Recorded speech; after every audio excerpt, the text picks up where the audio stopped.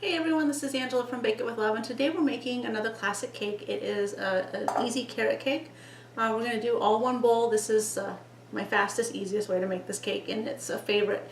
My husband loves carrot cake, so he's in luck today, and you will be too. This is a great cake. We're going to start out, basically when I do a one bowl method, I like to mix all my wet ingredients first, and then all your stuff like your baking soda, baking powder, all your seasoning, that's going to go in so that it's thoroughly incorporated throughout those wet ingredients before you start adding anything else. So that's the first thing we're going to do, is we're going to go ahead and put our oil in here, and I like coconut oil. You can use whatever oil you want.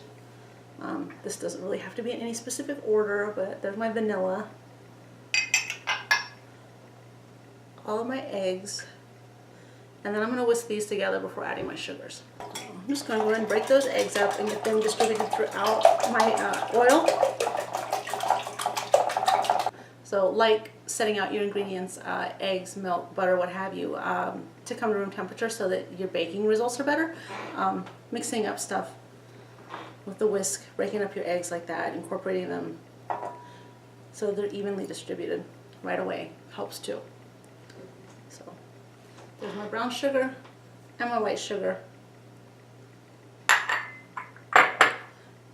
I'm going to go ahead and start adding my seasoning. I've got some ginger here, ground ginger, a good dose of cinnamon, some ground nutmeg, which I normally, if you watch me at all, you know I prefer freshly ground nutmeg, but we're skipping forward. This is some orange peel, just for one of my favorite flavors.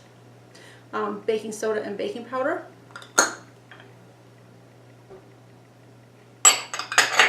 And a little bit of salt. And mix this all together, and then we'll add, I've got some applesauce there, and then we'll add the carrots before adding the flour. Now meanwhile, I've got my oven preheated to 350 degrees, and the rack is in the center of the oven, so it's ready for me to set both my cake pans right in the center of the oven to cook as evenly as possible. And I've got two of my 8-inch cake pans already sprayed. You can butter them, flour them, whichever way you like. You can even use parchment paper inside so that they come out really easily, but I've just sprayed mine today with a Bake Easy. Add your applesauce. You could have done that before too. And let's add our carrots. It's about 3 cups worth of carrots. This was 3 medium to large carrots, and we have house bunnies, so they're really excited to get the trimmings off your carrots, even though your carrots are actually high in sugars, so if you have bunnies, don't give them too much. Okay, we're all mixed here. The last thing to add is our flour, and we'll get that in, and then pour this, divide it evenly between our 2 barista baking pans.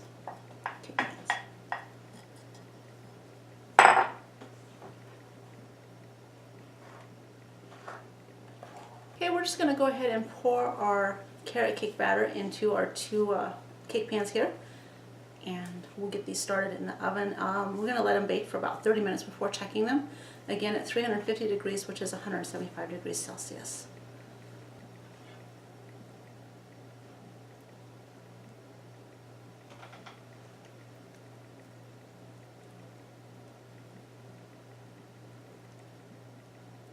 Okay, we've got our hand mixer ready. We've got 1 8-ounce package of cream cheese that's been softened to room temperature, as well as 1 stick or half a cup of butter that's been also softened to room temperature, so that we can go ahead and mix these together.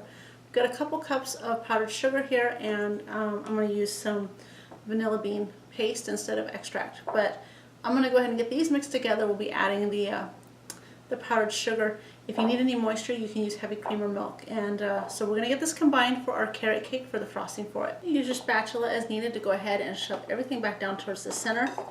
We've got these pretty well combined. And I'm going to go ahead and add my vanilla and start adding the powdered sugar now. And about half my sugar to start out with. A little more than.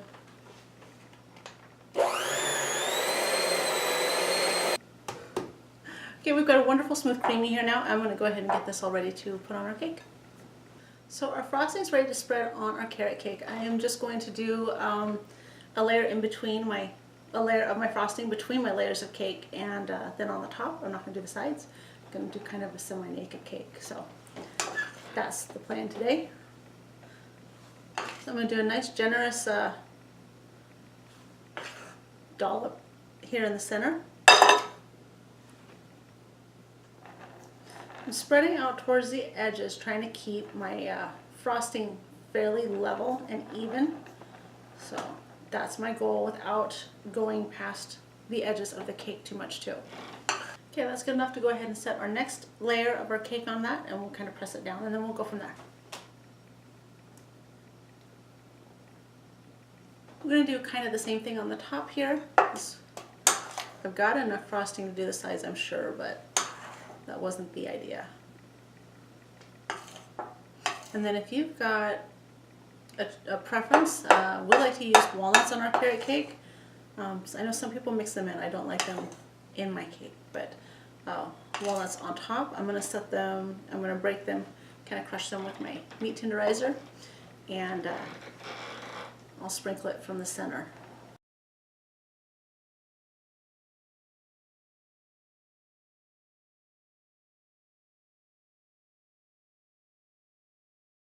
Now, because I've got a fair amount of frosting left over, I can do the sides if I wanted to. You could do kind of a real thin layer on the sides, kind of a semi-naked cake. But I'm just going to pile up a little bit more here on the top and smooth it, and then I'll crush some walnuts and call this done. Well, I'm going to take some walnuts. I'm going to put them in my Ziploc bag here because this is how I crush nuts. Nothing fancy, nothing complicated. You can control the consistencies. Like, you can have a good assortment of sizes of your chunks. You can have some pretty finely broken up walnuts or pecans.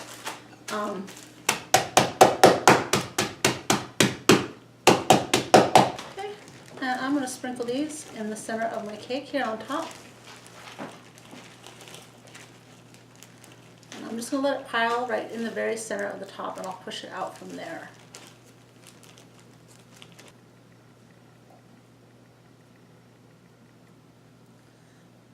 Give it a somewhat random look. There we go.